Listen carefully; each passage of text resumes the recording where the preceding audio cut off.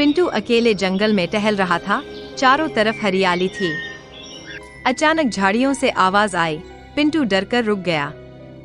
झाड़ियों से एक प्यारा पांडा बोबो झांकते हुए बाहर आया। बोबो उछलकर बाहर आया और मुस्कुराते हुए बोला, हाय।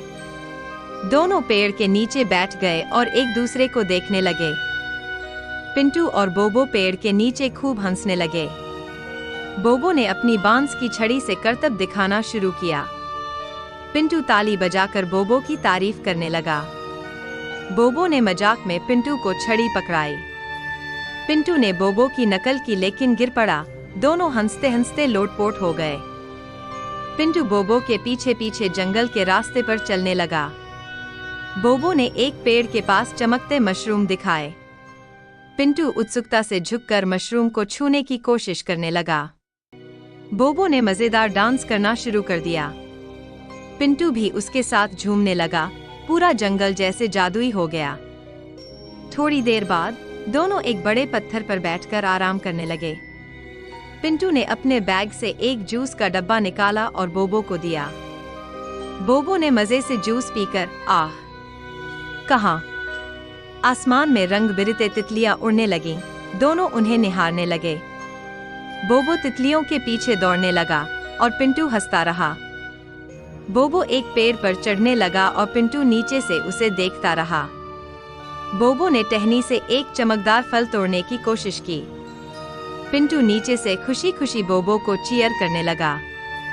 बोबो ने फल नीचे फेंका और पिंटू ने मुस्कुराकर पकड़ा। पिंटू ने फल का एक टुकड़ा खाया और उसकी आंखें चमक उठीं। जंगल की झरने के पीछे उन्हें एक रहस्यमयी गुफा मिली। पिंटू धीरे धीरे अंदर गया और बोबो ने अपनी छड़ी आगे बढ़ाई। अंदर की दीवारें क्रिस्टल से बनी थी और चमक रही थी। बोबो ने अपनी छड़ी से एक क्रिस्टल को छुआ और रोशनी फैल गई। दोनों ने एक दूसरे की आंखों में देखा। ये जगह जादुई थी।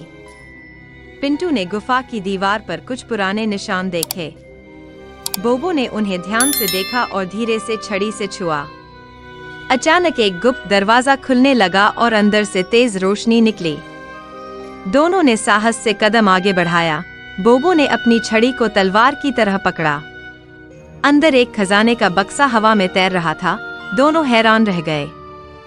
पिंटू ने धीरे से उस तैरते हुए खजाने को छुआ। बोबो ने चिंतित नजरों से देखा। तभी सोने की रोशनी फैलने लगी। बक्सा खुला और उसके अंदर एक चमकता हुआ नक्शा निकला। बोबो ने नक्शा उठाया। उसमें एक जादुई रास्ता दिख रहा था। दोनों खुशी से बाहर की ओर दौड़ पड़े। अब उन्हें नई दुनिया की खोज करनी थी। नक्शे के रास्ते पर चलते हुए दोनों एक चमकते जंगल में पहुंचे। पिंटू बेल के ऊपर कूदा और बोबो ने एक लकड़ी पर संतुलन बनाया। बोबो ने इंद्रधनुषी रोशनी वाली जादुई पौधों की ओर इशारा किया। अचानक चारों ओर जुगनू आ गए और रास्ता चमकने लगा। एक चमकते पेड़ के नीचे दोनों रुके। नक्शे ने अगला संकेत उसकी जड़ों में दिखाया। दोनों ने पेड़ की जड़ों के पास खुदाई शुरू की।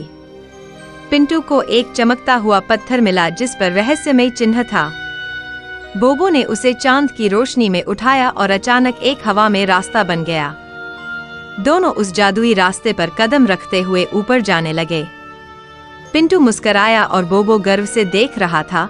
वे सितारों की ओर बढ़ रहे थे। दोनों सितारों से भरे एक चमकते सुरंग में उड़ते गए। पिंटू ने नीचे देखा। हवा में तैरते द्वीप दिखाई दे रहे थे। बोबो ने सामने एक सुनहरा दरवाजा देखा और इशारा किया। वे धीरे से उतरकर उस दरवाजे के सामने खड़े हो गए। दिल तेजी से धड़क रहा था।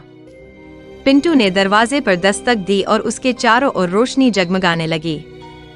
जैसे ही उन्होंने दरवाजा पार किया, वे एक जादुई बांसों की दुनिया में पहुंच गए। उड़ते पांडा ने उनका स्वागत किया और चारों ओर चमक बिखर गई।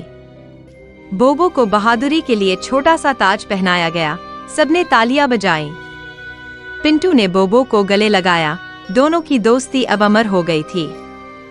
सुबह की धूप में वे ऊंचे टॉवर से हाथ हिला रहे थे, एक नई शुरुआत की ओर।